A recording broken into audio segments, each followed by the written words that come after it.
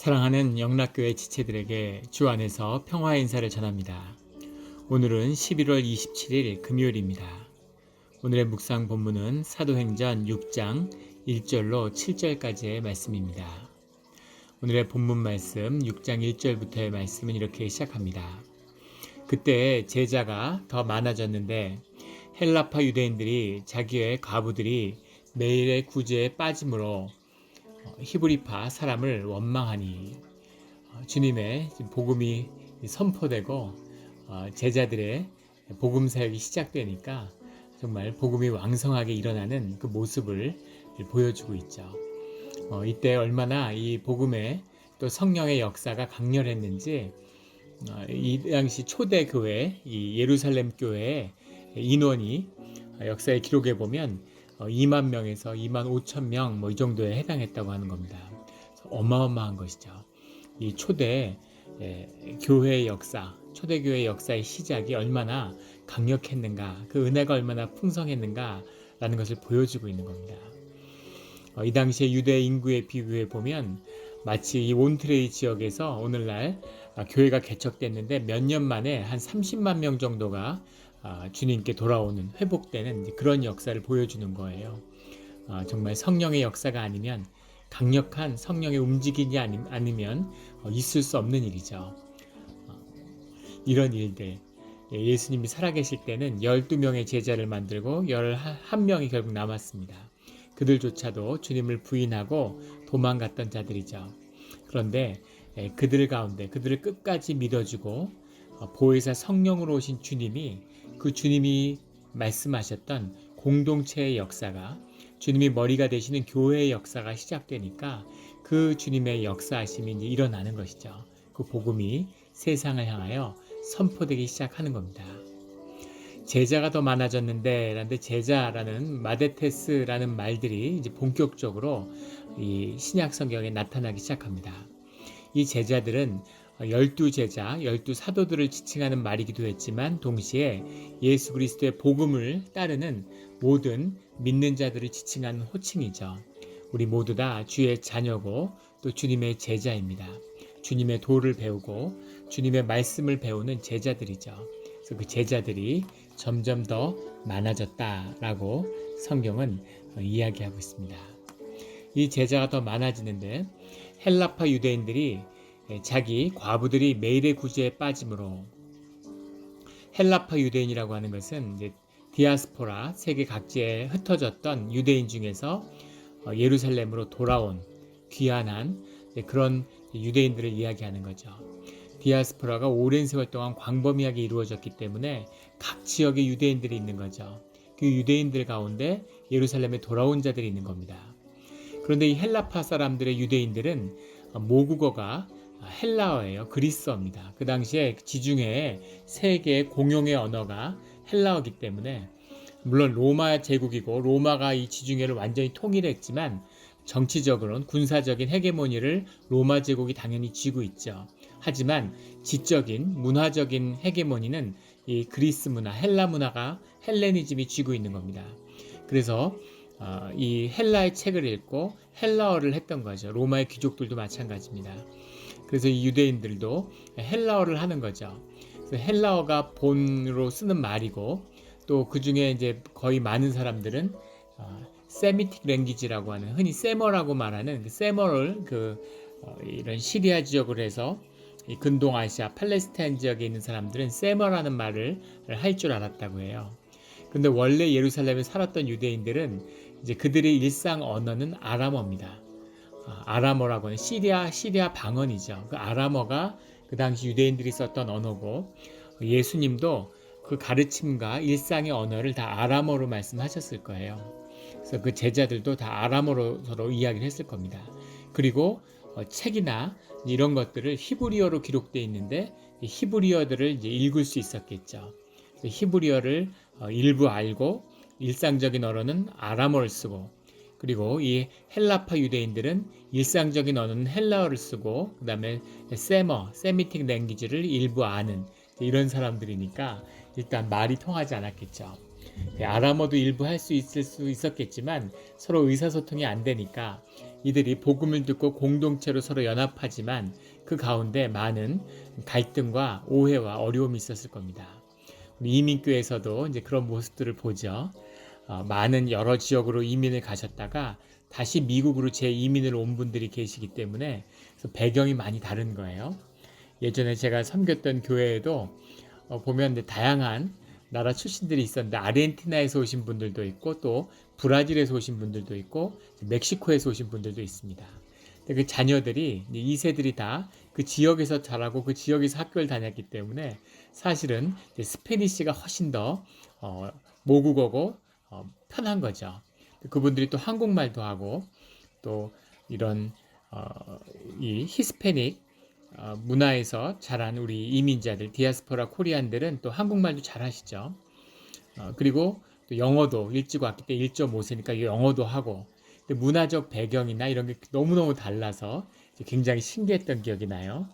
이제 섬겼던 교회 반주자가 저는 그냥 한국 자매인 줄 알았어요. 한국에서 유학 온 자매인 줄 알았습니다. 한국말도 잘하고 그냥 한국 사람이니까.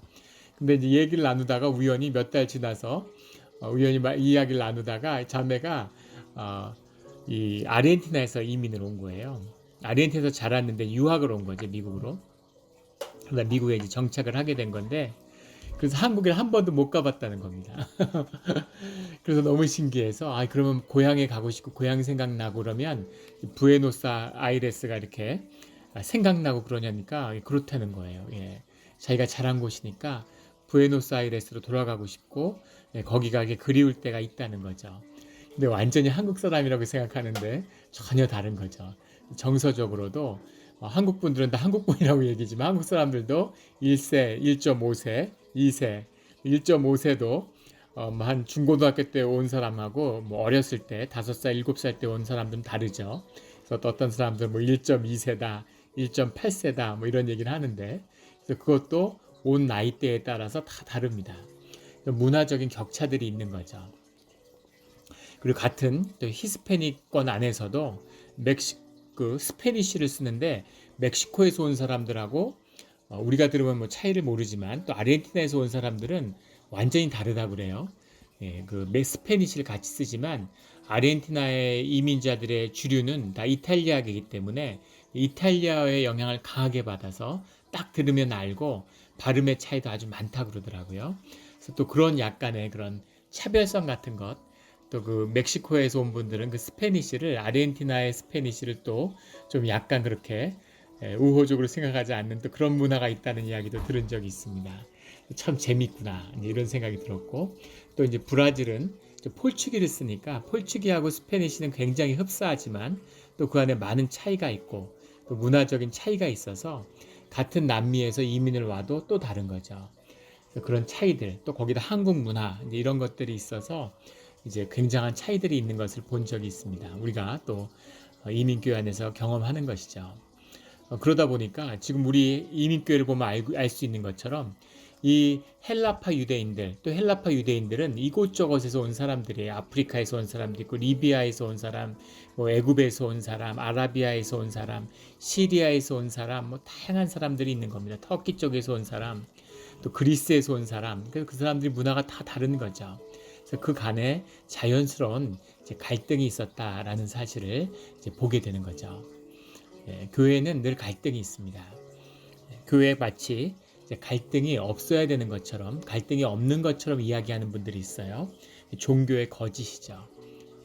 그래서 아무 갈등도 없고 교회는 아무 어려움도 없다고 그렇게 얘기하는 그런 건 거짓입니다. 갈등이 있을 수밖에 없고 당연히 갈등이 있어야 되는 거죠. 부부가 같이 사는데 같이 결혼을 해서 한 부부가 됐는데 부부간에 갈등이 있습니다. 갈등하는 부부가 건강한 부부예요. 갈등을 통해서 서로를 알아가고 그 갈등을 통해서 삶을 연합하는 거죠. 그 부부의 비밀이죠. 그래서 갈등이 없다고 얘기하는 부부는 둘 중에 하나죠.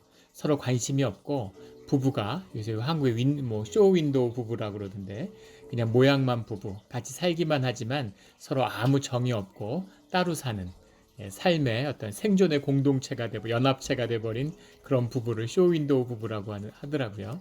쇼윈도우 부부가 돼서 서로에게 관심이 없기 때문에 삶을 썩지 않기 때문에 갈등이 없거나 아니면 갈등이 있는데 그것을 거짓으로 속이거나 둘 중에 하나인 거죠. 교회 가운데 당연히 갈등이 있습니다. 그런데 그 갈등을 통해서 서로를 알아가고 갈등 속에서 삶의 연합을 이루어내는 거죠. 교회가 하나가 되어야 된다는 것은 교회가 교회의 연합을, 유니티를 이루어야 된다는 겁니다. 원리스를 이루는 것이 아니라 유니티를 이루어야 되는 거예요. 갈등하고 서로 미워할 수 있죠. 하지만 삶의 연합, 삶의 어려운 도전을 통해서 또 교회의 유익을 위해서, 교회의 덕을 세우기 위해서 유니티를 이루는 거예요.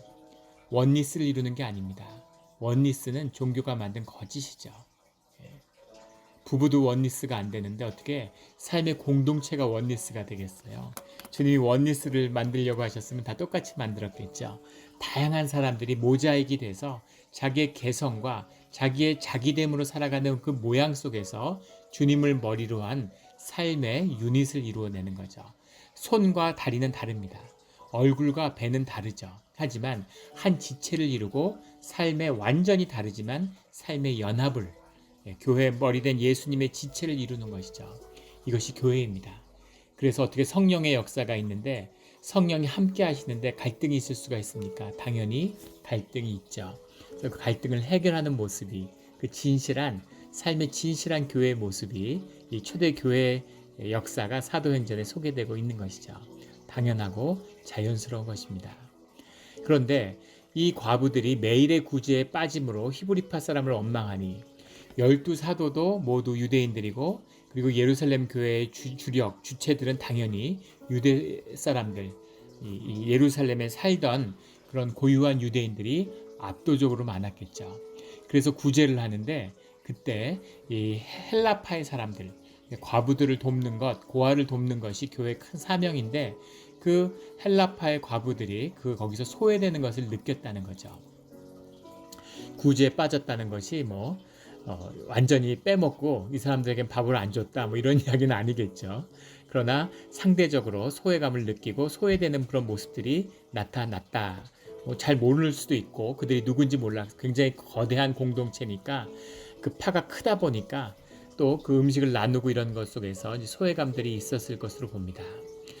구제라는 건 이제 디아코니아라는 말이고 2절에 가면 접대라고 해석하는 것은 또 디아코네인 이런 말인데 코니스라고 하는 게 먼지예요. 디아라는 전치사하고 붙었는데 먼지를 날리는 겁니다. 부지런히 일하는 것, 봉사하는 것, 봉사, 접대, 구제 이게 다 같은 말인데 먼지라는 말에서 나왔습니다. 우리 영어에서 우리 집사님을 디컨이라고 그러죠. 안수 집사님은 올데인데 디컨 하고 부르는 그 디컨이 이 디아코니아에서 나왔죠. 디칸, 교회 집사님은 먼지를 일으키면서 열심히 교회에 봉사하는 분들이죠. 그렇게 봉사하는 교회가 돼야 됩니다. 그래서 그 봉사하는 가운데 교회 일들을 이루는데 그 구제에 빠졌다. 구제라는 것을 사실 유대인들은 구제를 주님의 가르침이기도 하죠. 굉장히 중요시 여겼기 때문에 유대의 회당들도 구제를 전통적으로 행했다고 합니다. 그들이 구제를 하는데 이방인들에게는 그냥 밥을 나누어 줬다 그러고 유대인들에게는 교회 공동체 안에 있는 식구들한테는 14끼에 해당하는 식사를 사 먹을 수 있는 돈을 지급했다는 역사 기록이 남아 있어요. 그래서 그냥 어려운 사람들, 길에 있는 사람들, 그러니까 공동체 밖에 있는 사람들에게는 식사를 그냥 대접하고 음식을 나눠주고 그 다음에 자신네 이제 같은 공동체 지체들한테는 이제 그 구제 헌금을 직접 나누었다는 거죠. 그래서 그런 구제의 전통들이 있어 왔다는 겁니다. 그런데 초대 공동체 교회가 시작되자마자 그 공동체 안에 구제가 있었다는 사실을 디아코니아가 있었다는 사실을 분명히 이 사도행전이 보여주고 있죠.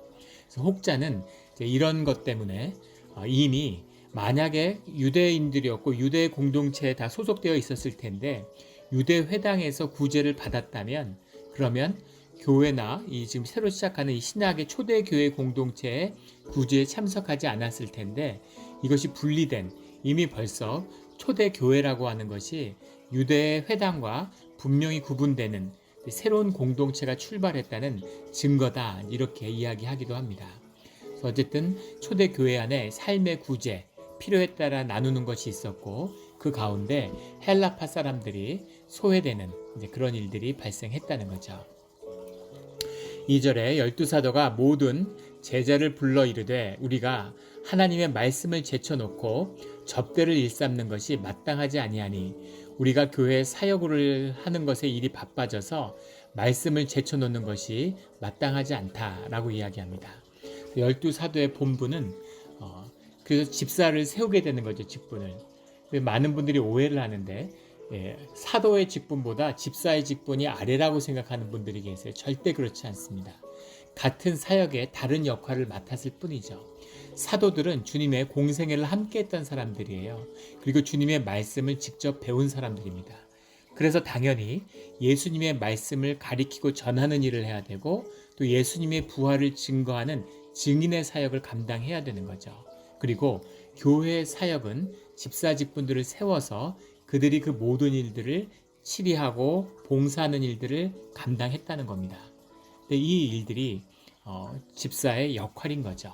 그래서 맡은 역할이 다른 것이지 그것이 무엇이 높고 무엇이 귀한 사역이 아니라는 거죠. 그런데 뭐 팔이 다리보다 귀하다고 얘기할 수 있습니까? 한 지체인데 눈이 입보다 귀하다고 할 수 있나요? 무슨 귀가 손가락보다 귀하다고 할 수 있습니까? 다 역할이 다른 것일 뿐인 거죠. 그런데 사도들에게는 말씀의 사역이 그 중심이었다는 겁니다. 목사들이 오늘날 개신교의 목회자들이 사도는 아니지만 사도가 감당했던 말씀의 사역을 감당하고 있죠. 그래서 말씀의 사역에 전념하고 그것에 집중하는 것이 목회자들의 사명이에요. 목회자들을 말씀을 증거하고 기도하라고 세웠죠. 그런데 많은 교회들을 보면 목사들이 다양한 역할들을 수행합니다. 그리고 목사의 역할이 정확히 무엇인지를 건강한 교회들은 알지만 미숙한 교회들, 미숙한 공동체들은 그걸 잘 모르는 경우가 있죠. 또 목회자들도 교회의 그 당시 그 정해진 조건, 환경에 휘둘리다 보면 말씀의 본분을 이제 놓치게 되는 경우가 많습니다. 말씀을 준비하는데 많은 시간을 보내지 못하고 또 기도하는 시간을 갖지 못하는 거죠. 그래서 목사가 시간이 많고 정말 말씀에 전념하고 기도하는 시간을 갖고 마음이 가라앉아 있어야 되는데 이제 계속 이 공동체 일들에 자꾸 너무 깊이 개입하는 거예요. 또 그중에는 행정일이나 뭐 소셜 워커처럼 그런 것이 목회자의 사명인 줄 아는 그런 분들도 있습니다. 그런 공동체들도 있죠. 우리 장로교에 그런 이야기가 있죠. 개신교가 쇠락하는 이유는 집사의 직분의 일을 장로들이 하고 장로 직분의 일을 목사가 하고 목사가 해야 할 일을 아무도 하지 않기 때문이다. 이런 이야기들을 합니다. 집사님들이 하는 사역, 무슨 재정 이런 일들을 이제 장로님들이 보고 장로님들이 해야 될 공동체를 돌보고 치리하고 신방하고 이런 일들을 목사가 하고 그리고 목사가 해야 될 말씀과 기도를 아무도 하지 않는다는 거죠. 그래서 공동체가 영적으로 쇠퇴하고 분열하는 그런 일들을 경험하게 된다는 겁니다. 그래서 교회의 모든 일들, 그것을 만들기 위해서 당회가 있고 재직이 있는 거죠. 그래서 그런 일들을 재직들이 다 감당해야 됩니다. 또 목회자들이 미숙해서 교회의 일들을 자꾸 목회자한테 묶으려고 해요. 그래서 목사가 아니면 교회가 돌아가지 않고 모든 일을 목사가 개입하는 거죠. 그래서 목사가 떠나면 교회가 공동체가 어려워집니다. 이 일이 잘 안 되니까. 그래서 목사님 있었을 때 정말 잘 됐는데 이런 이야기를 칭찬같이 생각하는 거죠. 제가 우리 교인들한테도 그런 말씀을 드리는데 목회자가 사역을 잘했는지 잘 못했는지는 있을 때는 알 수 없습니다. 떠나봐야 알아요. 목회를 잘했다면 그것이 하나님의 말씀과 복음이 깊이 영으로 뿌리 내렸다면 공동체를 살찌웠다면 그러면 그 목회자가 있을 때 좋았겠지만 떠나면 더 좋아져야 됩니다. 있을 때 너무너무 좋고 잘 됐는데 떠나니까 교회가 흔들리고 무너진다. 그거는 좋은 목회자, 하나님이 세운 목회를 한 게 아니라는 뜻인 거죠. 그래서 교회가 그 자체로 공동체로서 교회 자치로 서야 돼요. 그래서 교회 자치에 대한 이제 그 말씀들을 지난 4년 동안 나누고 많은 인내와 기다림으로 그런 시간들을 가졌습니다. 처음에 교회 오니까 잊을 수가 없는데 애참부에 있는 집사님들이 오셔서 우리 교회 기념일 무슨 추수감사절, 그때는 부활절이었죠. 부활절날 음식하는데 반찬을 뭘 하는지를 결정해달라고 오시더라고요. 그래서 뭘 해도 상관없으니까 알아서 하시라고 말씀드렸는데, 예, 그런 말 많이 들었어요. 우리 영락교회는 목사님이 시키는 일은 너무너무 잘하는데 열심히, 근데 안 시키면 아무것도 안 해서 목사님이 다 하나하나 시켜야 된다고. 시켜서 하는 일은 영적인 유익이 없습니다. 자원하는 심령으로, 기쁜 마음으로, 신령과 진정으로 하는 것, 그것이 교회 봉사고 사역이에요. 그래야 영이 자라나고 주님의 선물이 있습니다. 목사의 인정과 칭찬을 받아서 뭐 하겠어요? 하늘에 상급이 있고 하나님의 인정을 받는 것, 그것이 소중한 것이죠. 그래서 자원하는 심령으로 교회 일을 감당해야 되는 것입니다. 누가 하라 말아 하는 게 아니라 내 가족, 내 교회니까 내가 섬기는 것이죠. 주님을 섬기는 그 마음으로 교회를 섬기는 것이 주님을 섬기는 것이 되어야 되는 거죠. 그래도 교회가 연약하지만 많이 자라났어요. 제가 가끔 교회를 이렇게 가보면, 우리 설교 녹음하러 이제 교회를 매주 가죠. 가보면 주중에 누가 왔다 가셨구나 하는 걸 알죠. 청소하고 가시는 분도 있고, 화장실 청소를 해놓고 가고, 또 잡초를 뽑아서 가고, 또 주차장을 이렇게 빗질하고 가고, 이제 그런 분들이 계십니다. 힘든 시기고 여유가 없는 시기지만, 교회를 이렇게 사랑하는 분들이 교회 안에 계시는구나, 또 와서 기도하고 가셨구나 하는 것을 보면 알죠. 그럴 때 은혜를 받고, 우리가 공동체로 미숙하고 아직 연약하지만 자라가고 있구나, 진짜가 시작됐구나, 생명이 이 안에 있구나, 이런 걸 보는 거죠. 이것이 참된 교회의 역사입니다. 교회를 조직같이 생각하는 분들이 많아요. 세상에 속아가지고 막 조직적으로 막 사람을 동원하고 일을 많이 하고 막 이런 거, 그래서 뭔가 막 흥청거리고 교회가 막 으쌰으쌰 하면서 막 돌아가야 되는데, 왜 교회 일이 없을까? 왜 교회에서 많은 일을 하지 않을까? 그런 일들을 영차영사 힘써서 하면 힘이 빠집니다. 그러면 갈등이 생기고, 그러면 힘들어져요. 내 삶에 합당한 열매가 열리는 거죠. 30배, 60배, 100배의 열매가 열리는 겁니다. 교회가 생명으로 자라나고 교회의 성령이 충만해지면 정말 수많은 사역이 정말 과일이 주렁주렁 열리는 것 같이 공동체 가운데 열리는 거죠. 하늘의 상급이 부어져서 사역을 감당할수록 그 일들의 열매들이 풍요하게 교회에서 나누어지는 겁니다. 그래서 복받았다는 분들, 은혜를 받은 분들이 교회에 속출하고 그 간증이 속출하는 거예요. 교회 사역 오래 하니까 지치고 다 메말라가지고, 나는 이렇게 하는데 누구는 그렇게 하지 않고, 누구는 뭐 이렇게 하고 나는 이렇게 했는데 아직 하나님의 일이 일어나지 않는 것이죠. 교회가 협력해서 하나님이 영을 채우고 채워서 그것이 뿌리내서 진실한 씨앗, 겨자씨 같은 진실이 심어지면, 그것이 정말 하나님의 그런 심령으로 주님을 섬기는 공동체로 자라나면, 그 안에 연합을 이루어내면, 소수라도 11명의 제자가 하나 되었을 때 이 놀라운 초대교회의 역사와 부흥의 역사가 시작되는 것처럼 그 역사가 시작되는 거죠. 종교가 메마르고 다 죽어가는 시대입니다. 다 말라 죽어서 교회가 다 쓰러져도 아무 상관없습니다. 그 가운데 진실한 남은 자들, 주님을 마음을 품고 애통하는 자들, 교회를 사랑하는 자들, 그 역사가, 진실한 역사가, 겨자씨 같은 역사가 새롭게 시작되어야 되는 것이죠. 그러면 다시 그 초대교회의 아름다운 역사가 다시 회복될 것입니다. 주님이 그 일을 우리 가운데 이루실 것을 믿습니다. 그 일에 함께 참여하는 우리 영락 공동체가 되기를 주의 이름으로 축원합니다. 3절에 형제들아 너희 가운데서 성령과 지혜가 충만하여 칭찬받는 사람 7을 택하라. 우리가 이 일을 그들에게 맡기고, 성령과 지혜가 충만하고 칭찬받는 사람, 그 모세에 의해 여호수아를 세우는 그 과정을 연상시키죠.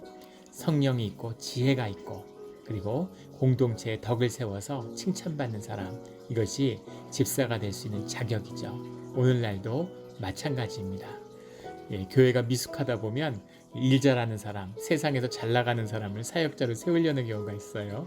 그래서는 안 됩니다. 성령이 함께하는 믿음의 사람이 되어야 되는 거죠. 또 그들이 그 안에 주님이 주시는 지혜가 있어야 되는 겁니다. 공동체의 지혜가 함께하는 자여야 되는 거죠. 그리고 교회 가운데 덕을 세우는 사람이 되어야 되는 거죠. 일절하는 게 중요한 것이 아니라 덕을 세우고 주님께 영광을 돌리는 것, 이것이 공동체 가운데 더 소중한 것입니다. 이 일이 중요한 거면 주님이 돌들을 써서도 우리가 못하는 일들을 이루실 수 있습니다. 우리를 세우시는 것은 우리에게 성령과 지혜를 더하시고 공동체를 세우시려고 하는 그 주님의 뜻이 우리와 함께하기 때문인 거죠. 칭찬받는 사람 7을 택하라. 우리가 이 일을 그들에게 맡기고. 왜 7일까? 7이라는 건 신적인 숫자죠. 그리고 이 신적인 숫자고 완전한 숫자이기 때문에 유대인들은 어떤 일을 해결하고 그 공동체의 갈등을 해결하기 위해서 회당에서도 어떤 의원회나 어떤 치리를 위해서 모임을 가질 때는 항상 세우는 숫자가 7입니다. 그래서 7명을 세운다는 뜻이 있는 거죠. 12이라는 것이 완전함, 하나님의 나라를 상징하고 공동체를 상징하는 숫자라면 7이라는 것은 하나님의 일을 이루는 그 일들을 맡아서 결정하는 그것이 7인 것이죠. 2만여 명에 육박하는 그런 큰 공동체에서 집사님 7을 세운 것이에요. 실제로 구제를 하고 이런 밥을 먹이는 사역을 하고 애찬을 하면 수백 명이 했겠죠. 그런데 그 일들을 조직하고 이끄는 그 일을 전심으로 힘쓰는 분이 7이었다는 뜻입니다. 7과 12명의 사도가 이 일들을 이끌고 있는 것이죠. 4절에 우리는 오로지 기도하는 일과 말씀 사역에 힘쓰리라. 그래서 사도들은 기도하고 모여서 같이 기도하고 말씀 사역에 힘쓰고 그리고 집사들은 이 구제 사역과 봉사하는 일을 힘쓰는 이런 일들이 구분되어서 일어났다는 거죠. 5절에 온 무리가 이 말을 기뻐하여 믿음과 성령이 충만한 사람 스데반과 또 빌립과 브로고로와 니가노르와 디몬과 바베나와 유대교에 입고했던 안디옥 사람 니골라를 택하여 7명을 세웠는데 믿음과 성령이 충만한 사람들을 세웠다는 거죠. 그 7명이 참 그 흥미롭게도 다 그릭 이름을 가진 사람입니다. 물론 헬라 이름을 가졌다고 해서 이 사람들이 다 헬라파다라고만은 말할 수 없어요. 그러나 앞뒤의 문맥을 보고 집사를 세우는 맥락을 보면 헬라파에서 7 집사를 다 세웠다는 거죠. 12사도는 모두 히브리파의 사람들입니다. 그런데 7 집사는 다 헬라파의 사람인데 헬라파의 사람들은 소수고 그리고 마이너리티인 거죠. 소외된 사람들입니다. 그런데 그들의 불만에서 시작된 일을 해결하기 위해서 집사를 세우는데 그 헬라파 안에서 그 공동체 안에 있는 사람 7을 세웠다는 거죠. 이것이 하나님의 일을 이루는 그런 멋진 방법이죠. 정말 멋지지 않습니까? 이런 연합을 이뤄낸다면 공동체 가운데 무슨 어려움이 있을 수 있겠어요.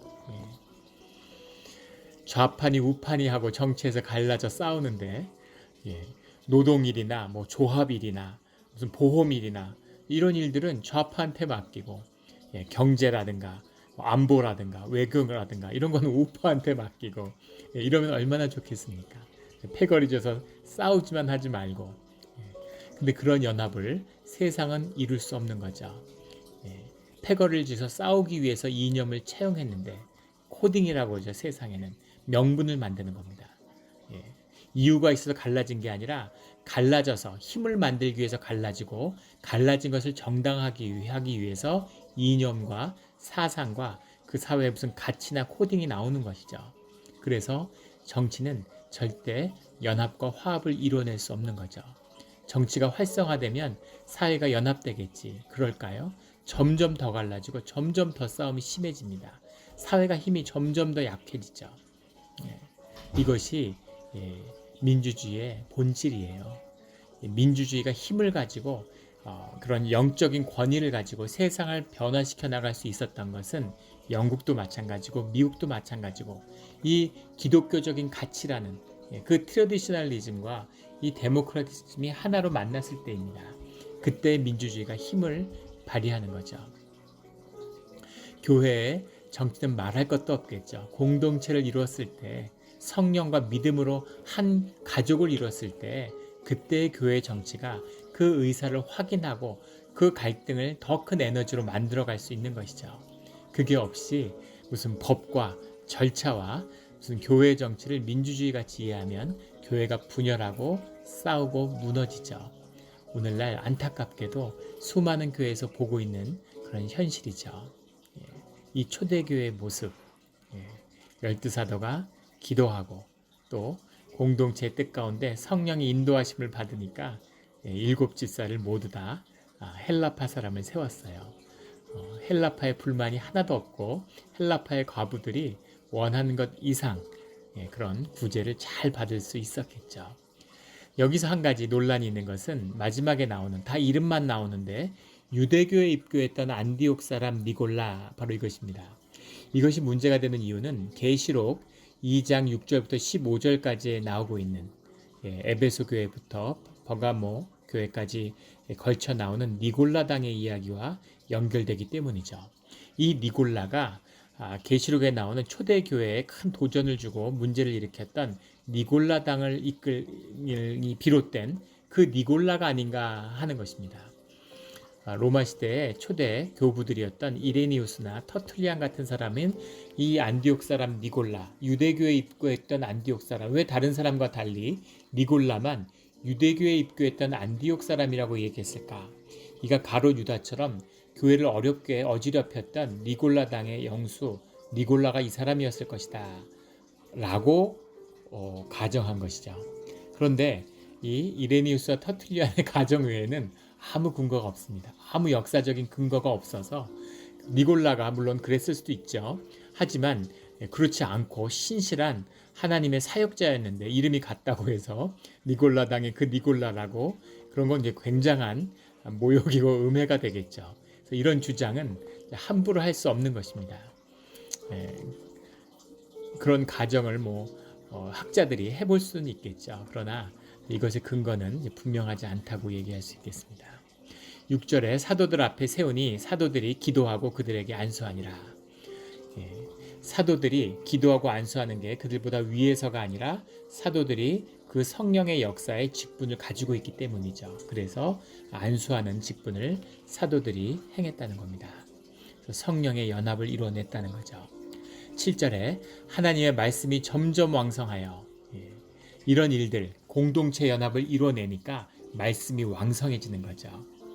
이 말씀이 지식화되고 이 말씀이 코드화돼가지고 세상에 무슨 사상의 한 지류같이, 그래서 말씀을 뭘 잘하고 그런 퍼포먼스 같이, 무슨 딜리버리, 말씀을 전하는 무슨 그런 기능 같이 그런 식으로 이제 설교가 타락하고 있죠. 말씀이 왕성한 비밀은 그 말씀의 본질, 조건과 상황 안에 깊이 들어가 있는 말씀의 본질을 만나는 겁니다. 성령의 역사가 공동체의 진실하고 만나는 것이 말씀의 비밀이에요. 그래서 이 말씀이 공동체와 하나가 되는 겁니다. 그래서 왕성해지는 거죠. 말씀이 힘을 갖는 거죠. 말씀의 힘은 성령의 역사가 이 공동체와 함께할 때 일어나는 것입니다. 이 말씀의 사역이 일어나야 되는 거죠. 이 말씀의 힘이 강해져야 되는 거죠. 이 말씀을 통한 주님의 임재가 점점 더 강해져야 이 믿음의 능력이 공동체 가운데 우리의 삶의 자리에 나타나는 것입니다. 예루살렘에 있는 제자의 수가 더 힘이 많아지고 허다한 제사장의 무리도 이 도에 복종하니라.